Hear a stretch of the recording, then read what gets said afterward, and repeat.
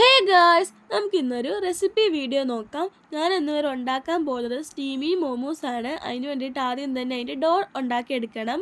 അതിന് വേണ്ടിയിട്ട് ഒരു ബൗളിലേക്ക് 2.5 കപ്പ് മൈദയും 1.5 ടേബിൾ സ്പൂൺ സൺഫ്ലവർ ഓയിലും ഉപ്പും ചേർത്ത് പച്ചവെള്ളത്തിലൊന്ന് കുഴച്ചെടുക്കുക. ചപ്പാത്തിക്കൊക്കെ കുഴക്കുന്ന പരുവത്തിലൊന്ന് കുഴച്ചെടുക്കുക. എന്നിട്ടത് ഒരു 5-10 മിനിറ്റ് റെസ്റ്റ് ചെയ്യാനായിട്ട് മാറ്റി വെക്കുക. ഈ സമയത്ത് നമുക്കൊന്ന് ബീഫ് വേവിച്ചെടുക്കണം. ഞാനിവിടെ ബീഫാണ് എടുത്തിട്ടുള്ളത്. നിങ്ങൾക്ക് ചിക്കനോ ബീഫോ എന്ത് വേണമെങ്കിലും എടുക്കാം. 250 ഗ്രാം ബീഫ് എടുത്തിട്ടുണ്ട്. അതിലേക്ക് ഉപ്പും മഞ്ഞൾപ്പൊടിയും കുരുമുളക് പൊടിയും ആഡ് ചെയ്ത് വെള്ളം ഒഴിച്ച് വേവിച്ചെടുക്കാം. ആ സമയത്ത് ഇവിടെ ഒന്ന് കറണ്ട് പോയി. പിന്നെ വേവിച്ചെടുത്ത ബീഫ് മിക്സിയിലിട്ടൊന്ന് ക്രഷ് ചെയ്തെടുക്കുക. ജസ്റ്റ് ഒന്ന് ക്രഷ് ചെയ്തെടുത്താൽ മതി. എന്നിട്ട് അതും അവിടെ മാറ്റി വെക്കുക. പിന്നെ സവോള വേണം. 3 മീഡിയം സൈസിലുള്ള സവോള ഞാനിവിടെ എടുത്തിട്ടുണ്ട്. എന്നിട്ട് അതും മാറ്റി വെച്ചിട്ട് ഇഞ്ചിയും വെളുത്തുള്ളിയും പച്ചമുളകും ചെറുതായിട്ടൊന്ന് അരിയുക.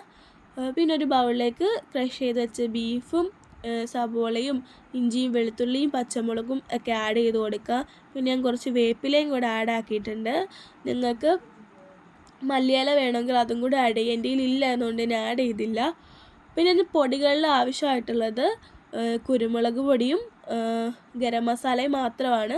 പിന്നെ ആവശ്യത്തിനുള്ള ഉപ്പും കൂടെ ആഡ് ചെയ്ത് കൊടുക്കുക. ഉപ്പ് ആഡ് ചെയ്യുമ്പോൾ നോക്കിയിട്ട് മാത്രം ആഡ് ചെയ്യുക. കാരണം ഓൾറെഡി നമ്മൾ ബീഫിൽ ഉപ്പിട്ടാണല്ലോ വേവിച്ചത്. അപ്പോൾ നോക്കിയിട്ട് മാത്രം ആഡ് ചെയ്യുക. പിന്നെ എൻ്റെ ട്രൈപോഡ് ഇല്ല, അതുകൊണ്ട് എനിക്ക് ഡീറ്റെയിൽഡ് ആയിട്ടൊന്നും വീഡിയോ എടുക്കാൻ പറ്റിയിട്ടില്ല. പിന്നെ സോയാ സോസ് ഉണ്ടെങ്കിൽ അതും കൂടെ ആഡ് ചെയ്യുക. ഓപ്ഷണലാണ്, ഉണ്ടെങ്കിൽ മാത്രം ആഡ് ചെയ്യുക. എന്നിട്ട് ഇതെല്ലാം കൂടെ നല്ല രീതിക്ക് തന്നെ ഒന്ന് മിക്സ് ചെയ്തെടുക്കുക.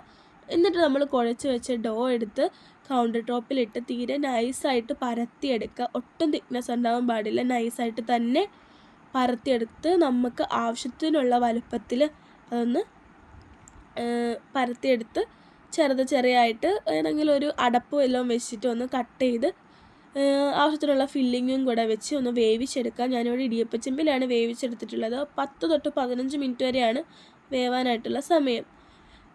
പിന്നെ ഞാനിവിടെ ഡിപ്പിനായിട്ട് എടുത്തിട്ടുള്ളത് ടൊമാറ്റോ സോസും മയോണൈസുമാണ്. ഇത് എഗ്ലെസ് മയോണൈസാണ്, വീട്ടിൽ തന്നെ ഉണ്ടാക്കിയതാണ്.